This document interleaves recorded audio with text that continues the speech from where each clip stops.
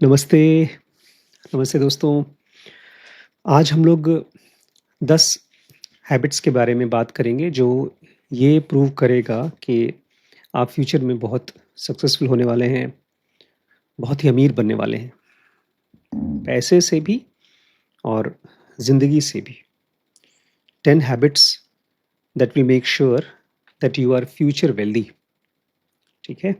ये प्रॉमिस करो किसी के साथ शेयर नहीं करना इसको, क्योंकि तुम अपने सारे फ्रेंड से शेयर कर दोगे। दोस्तों आप भी सबसे शेयर कर देंगे तो सबको मालूम पड़ जाएगा। किसी से शेयर मत करिएगा, ठीक है?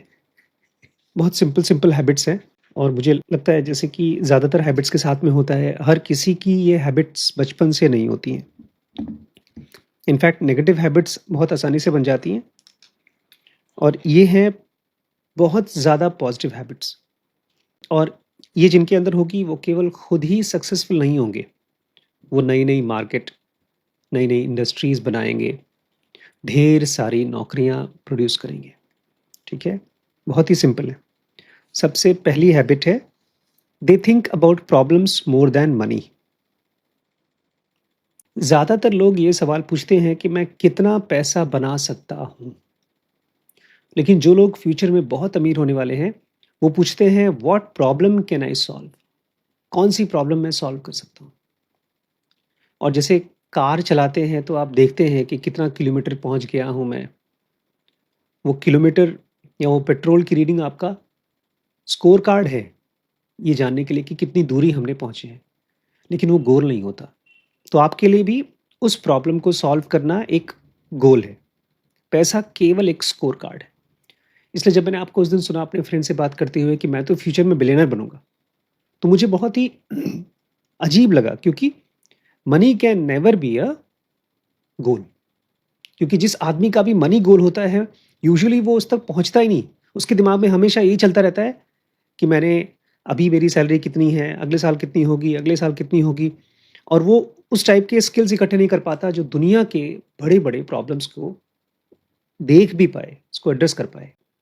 इलॉन मस्क अपने आप में कोडर थे, लेकिन उनको ये समझ में आ गया कि इलेक्ट्रिक व्हीकल्स को अगर मैं सुपर कूल बना दूँगा, तो मैं अमीर बन जाऊँगा।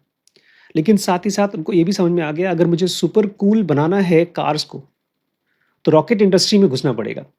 अगर रॉकेट्स अच्छी होंगी, तो उनके टेक को यूज़ कर पाऊँगा, उस टेक से मैं और अच्छी गाड़ियाँ बना पाऊँगा। मतलब कि वो प्रॉब्लम्स को फ़ोकस कर रहे थे सॉल्व करने के लिए।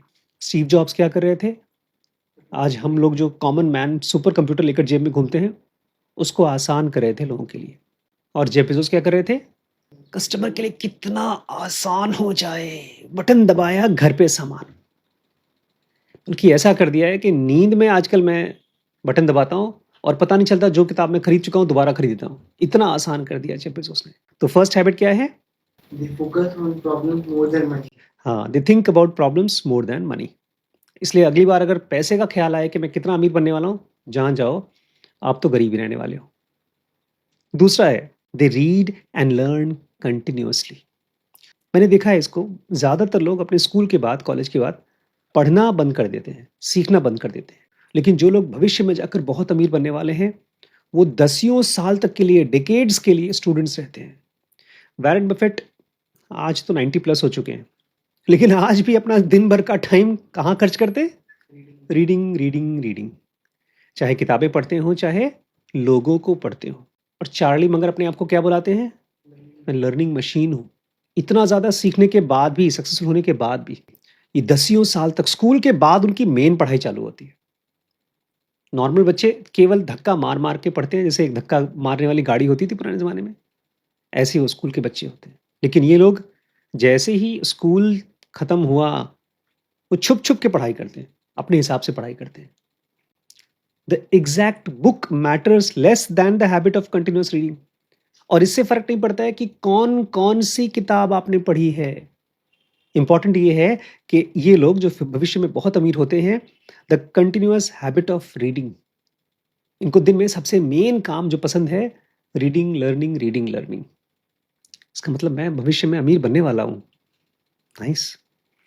Third, they have extreme curiosity. They constantly ask why not, what if, how does this work. ये 4 सवाल वो हमेशा पूछते हैं। कोई चीज़ क्यों होती है? कोई चीज़ क्यों नहीं होती है? अगर ऐसा करेंगे तो क्या होगा? ये कैसे काम करता है? ये क्यूरियोसिटी ही है जो उनको वो अपॉर्च्युनिटी खोज के मिलाती है जो बाकी लोग इग्नोर कर देते हैं। तो अगर आपको कभी भी किसी भी टाइम ऐसा लगता है कि यार ये मुझे समझ में नहीं आ रहा है। इनफैक्ट ये सवाल कोई यूट्यूब से नहीं खोजा है मैंने। ये सवाल तब आया है जब मैं भाई साहब के साथ बैठा हुआ था डाइनिंग टेबल पे। मैंने अपनी सारे फ़ोन, किताबें सब बंद करके रख दी। बैठा हुआ था 2 मिनट। भाई साहब अपना फ़ोन रख के नीचे बोलते हैं, "क्या हुआ पापा? बोर हो रहे हैं?" मैंने कहा, "हाँ, बोर तो हो रहा हूँ।" लेकिन 2 सेकंड बाद ये क्वेश्चन आया। एक्चुअल मैं प्रिपेयर कर रहा था जो वीडियो वो ये था कि 5 habits that changed my life. ये आइडिएशन था यूट्यूब का। लेकिन जब आप बोर होते हैं तब क्यूरियोसिटी आती है और उसी में आपको नए क्वेश्चंस आते हैं। क्योंकि कुछ तो साइंस होंगे ना जो फ्यूचर में अमीर होने वाले हैं, उन सबके कुछ कॉमन ट्रेड्स होंगे। तो थर्ड कॉमन ट्रेड क्या है? They have extreme curiosity. ये बहुत ज़्यादा क्यूरियस होते हैं। ये बार-बार पूछते हैं why, why not? What if and how does this work? ये स्कूल के लिए नहीं पढ़ते।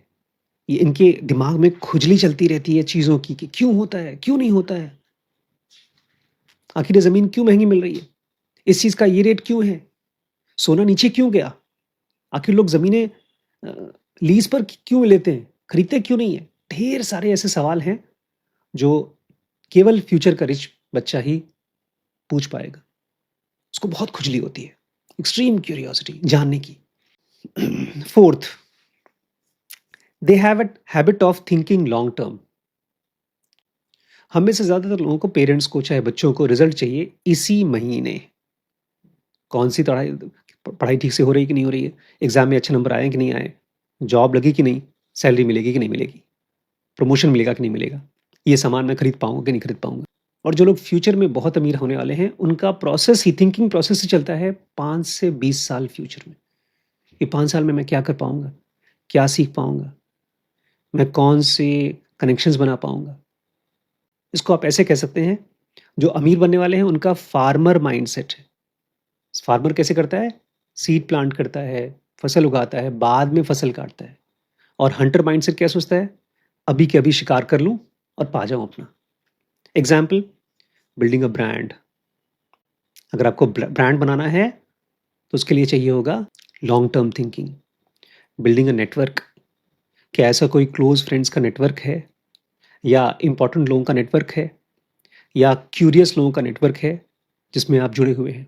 बिल्डिंग एक्सपर्टाइज, क्या आप अपने आप को बोल सकते हैं मैं किसी एक चीज़ में एक्सपर्टाइज हो रहा हूँ धीरे धीरे।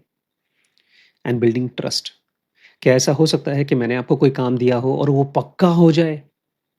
क्या आप एक ट्रस्ट बिल्डिंग प्रोसेस में हैं? Fifth, they produce more than they consume. जो लोग भविष्य में बहुत अमीर होने वाले हैं, वो ज़्यादा प्रोड्यूस करते हैं बजाय कि ज़्यादा कंज्यूम करने के। जैसे आपको नहीं भी पता होगा, फिर भी आपका 24 घंटे में से 12 घंटे जगते और सोते हुए जाता है consumption of videos, news and social media. लेकिन जो लोग फ्यूचर वेल्दी हैं, वो लोग क्रिएट करते हैं, चाहे वो छोटे से छोटा हो, बिजनेस, कंटेंट, प्रोडक्ट, सिस्टम, या तो teams. They produce these things बजाय कि consume. Simple rule, consumers spend money, producers make money. बस एक ही रूल है दुनिया में, जो लोग कंज्यूम करते हैं वो पैसा खर्च करते हैं। दिन के पीक आवर में जो लोग अमीर नहीं होने वाले हैं, उनको ये आता है, अरे यार कहाँ जाके एंजॉय कर लें, कहाँ जाके पार्टी कर लें। और जो लोग अमीर होने वाले हैं बोलते हैं अभी नहीं यार, पहले कुछ बना लेते हैं, कुछ क्रिएट कर लेते हैं, शाम को जाकर के एंजॉय कर लेंगे। Sixth, they write down their thoughts. ये बहुत इंपॉर्टेंट है। मैंने बहुत से रिच लोगों को देखा है, या तो खुद लिखते हैं या किसी और से लिखवाते हैं। जो फ्यूचर में रिच होने वाले हैं, वो लोग अपनी जर्नल बनाते हैं, फेयर। वो लोग नोट्स लिखते हैं, वो अपने पेपर पे सोचते हैं, क्योंकि लिखने से क्लैरिटी एनफोर्स्ड होती है। और जो लोग नहीं करते हैं ऐसा, उनका दिमाग उनको लगता है सिस्टम 1 उनका बोलता है कि नहीं यार मुझे पता है क्या करना है और वो चलती है कंफ्यूज्ड थिंकिंग और उसमें से निकलता है वेरी पुअर डिसीजंस। और जहाँ कहीं पर भी क्लियर थिंकिंग होती है वहाँ से होता है वेल्थ क्रिएशन। 7th हैबिट है, ये थोड़ी मुश्किल है, इसको समझना भी मुश्किल है। They have high agency. They have high agency. कुछ गड़बड़ हो गया आपके घर में, आपके आसपास में, आपकी लाइफ में या किसी की लाइफ में, तो एवरेज पर्सन बोलेगा चाहे उसकी खुद की लाइफ में कुछ गड़बड़ है, वो बोलेगा किसकी जिम्मेदारी है, किसको ब्लेम कर दूं। और जो हाई एजेंसी लोग हैं जो फ्यूचर में बहुत रिच होने वाले हैं वो बोलते हैं यार मैं क्या कर सकता हूँ इसमें। हाई एजेंसी मतलब उनके अंदर से तुरंत एक्शन निकल के आता है, इससे पहले कि सब कुछ परफेक्ट हो जाए, सारी कंडीशंस अच्छी हो जाएं, इससे पहले ही वो एक्ट करते हैं। ये one of the strongest predictor है किस चीज का, कि आप बिजनेस में सक्सेसफुल होने वाले हैं। खटाखट खटाखट दिमाग में आइडिया आया नहीं, करना शुरू कर दिया। ये बहुत कम लोगों में है जो लोग पढ़ने लिखने में तेज हो जाते हैं, क्योंकि जैसे पढ़ना लिखना शुरू कर देते हैं उनको इनिशियल जॉब में सक्सेस मिलती है, उसके बाद ये चीज खत्म हो जाता है। Future rich they delay gratification, they can delay gratification. उनको यूरोप टूर करना है लेकिन जब उनके $10 मिलियन इकट्ठे हो जाएंगे तब। जो जॉब करने वाले हैं, जो गरीब लोग हैं, वो अपना लोन लान लेके बोलते हैं भविष्य का क्या भरोसा यार, जो करना है एंजॉय अभी कर लो। ये एक बहुत बड़ा एडवांटेज है कि आज की खुशी को, आज की ग्रेटिफिकेशन को आप कल पे अगर टाल सकते हैं, एक बहुत बड़ा एडवांटेज है अमीर बनने के लिए। जैसे कि अगर आप कुछ टाइम निकाल करके सीखते हैं बजाय कि अपने आप को एंटरटेन कराने की, आप खर्च करने के बजाय इन्वेस्ट करते हैं, building instead of showing off, आप कुछ बनाते हैं बजाय कि शो ऑफ करने की। अब आपके पास बाइक है, सेकेंड हैंड कार है, किराए का घर है। जो अमीर बनने वाले हैं वो बहुत समय तक किराए के घर पे रहते हैं। मुझे याद है एक इलाहाबाद में बहुत रिच आदमी है, बहुत फेमस डॉक्टर भी हैं वो। तो मैं उनके डायग्नोस्टिक सेंटर पे गया था आज से 20 साल पहले इंटरव्यू के लिए। उनके घर पे पहुंचा तो घर के बाहर नाम किसी और का था, वो उनका घर नहीं था। और उनके इलाहाबाद में 3 डायग्नोस्टिक सेंटर हैं, घर उनका नहीं है अपना, किराए का घर। और वो सारे डायग्नोस्टिक सेंटर किसके हैं, वो उनके ही हैं, जगह ओन्ड है। बोलते हैं घर तो कभी भी बन जाएगा, बिजनेस पहले बनना चाहिए। घर बनाना एक तरह का डर को खत्म करते हैं हम लोग, तो वो एक तरह का ग्रेटिफिकेशन है। तो फ्यूचर रिच क्या करते हैं, दे डिले ग्रेटिफिकेशन। 9th, बेसिकली जो फ्यूचर में रिच होने वाले हैं उनकी हैबिट्स हम लोग पढ़ रहे हैं। 9th हैबिट है दे बिल्ड नेटवर्क्स डेलिबरेटली। आपको पता है मेरे पास कितने ग्रुप्स हैं व्हाट्सएप में, कोई गेस करिए कितने ग्रुप्स होंगे। 150। ये तो खाली व्हाट्सएप के ग्रुप हैं। जो फ्यूचर रिच होने वाले हैं वो जानबूझ के सोच समझ के अपने नेटवर्क्स बनाते हैं। और कुछ कुछ ग्रुप्स तो ऐसे हैं जिसमें लोगों को मैंने ऐड किया, उनको बताया नहीं है। पावरफुल लोगों का ग्रुप है, डॉक्टर्स का ग्रुप है, सीएस का ग्रुप है, डॉक्टर्स में भी और निश एमडी मेडिसिन डॉक्टर्स का ग्रुप है, ऑर्थोपेडिशियन का ग्रुप है जो मेरे पर्सनल सर्कल में है। ये लोग केवल कॉन्टैक्ट नंबर इकट्ठे नहीं करते हैं, ये लोग रिलेशनशिप बनाते हैं। जो लोग उन्हीं के जैसे लोग हैं, जो बिल्डर्स हैं, जो लोग इन्वेस्टर्स हैं, जो लोग अपनी फील्ड में एक्सपर्ट्स हैं और जो लोग उनको मेंटर कर सकते हैं, मेंटर्स। एक अच्छा रिलेशनशिप उनको पता है सालों के एफर्ट से भी ज्यादा अच्छा रिजल्ट ला सकता है। 10th, दे ऑब्सेस ओवर डिसीजन क्वालिटी। ये बार बार अपने डिसीजंस के ऊपर खोज खोज के पूछते हैं कि ये सही है कि नहीं, क्या इससे अच्छा कर सकता था कि नहीं। बहुत से लोग अमीर केवल इसलिए अमीर बन जाते हैं क्योंकि वो बाकियों से बहुत ग्रेट डिसीजन नहीं बनाते, बस थोड़ा सा अच्छा डिसीजन लेते हैं। बस छोटे छोटे बाकियों से अच्छे डिसीजन कंपाउंड हो जाते हैं और वही आपको बहुत ह्यूज डिफरेंस दिखाते हैं। मुझे और मेरे कलीग हैं, दोनों ने साथ में नहीं, उन्होंने मुझसे 4 साल पहले अपना बिजनेस चालू किया। मेरा ये था कि मैं लोन लेकर के अभी कुछ काम नहीं करूंगा शुरू में, अभी तक नहीं करता हूं। उनका था यूपीएम, पैसा कमाना है तो यूपीएम से कमाओ। यूपीएम मतलब अदर पीपल्स मनी, लोन लेकर के। ओपीएम, हाँ अदर पीपल, ओपीएम्स।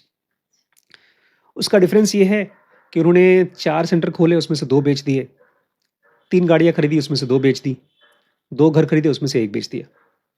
अब वो बिजनेस को शायद एग्जिट कर रहे हैं जिसमें वो कर रहे थे। बहुत डिफरेंस नहीं है। मेरा और उनका रूल यही था, अपने पैसे से करना है, उनका रूल था दूसरे के पैसे से करना है। बट यहाँ पर पैसे की बात नहीं हो रही, यहाँ पर बात हो रही है the obsess over decision quality.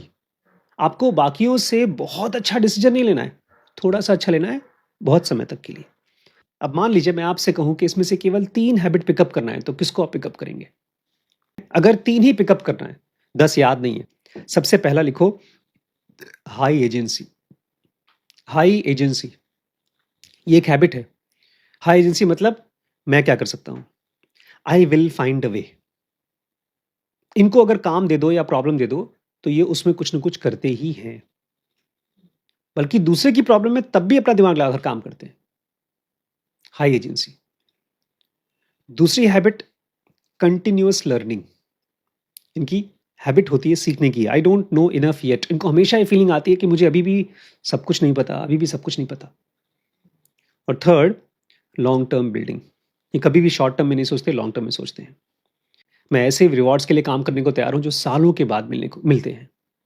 अगर कोई आदमी है जो मियरली इंटेलिजेंट है, स्कूल में अच्छे नंबर पाता है, कॉलेज टॉप भी करता है, लेकिन ये 10 क्वालिटीज अगर नहीं है उसके अंदर में, तो बहुत अच्छी जॉब कर लेगा, थ्रू आउट काम करता रहेगा, 30-35 साल तक के लिए जॉब करने के बाद रिटायर हो जाएगा, उसको अच्छे खासे फंड मिल जाएंगे, लेकिन वो कभी भी बहुत अमीर नहीं होगा।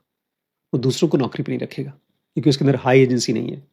उसने एक पॉइंट के बाद सीखना बंद कर दिया कि मैं तो काम करना जानता हूँ, दूसरों से अगर काम कराता हूँ तो कैसे करते हैं, सिस्टम्स कैसे बनाते हैं। ढेर सारी चीज़ें हैं जो सब कुछ आपको सीखना है प्रैक्टिकली। प्रैक्टिकल और थियरी में फ़र्क पता है कितना है?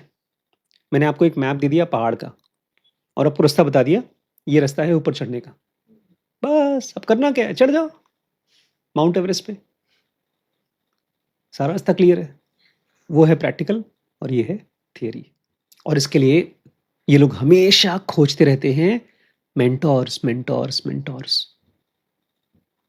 और कहाँ मिलते हैं मेंटोर्स? ज़ेनू की एमआई में। यहाँ पर आप लोग आए ही इसलिए हैं क्योंकि आपको यहाँ पर एक मेंटोर मिला है। कंटिन्यूअस लर्निंग होती रहेगी। आपको मैं धक्का मारूंगा। बाय द वे, आपने वीडियो बनाया कोई शॉर्ट्स या लॉन्ग्स?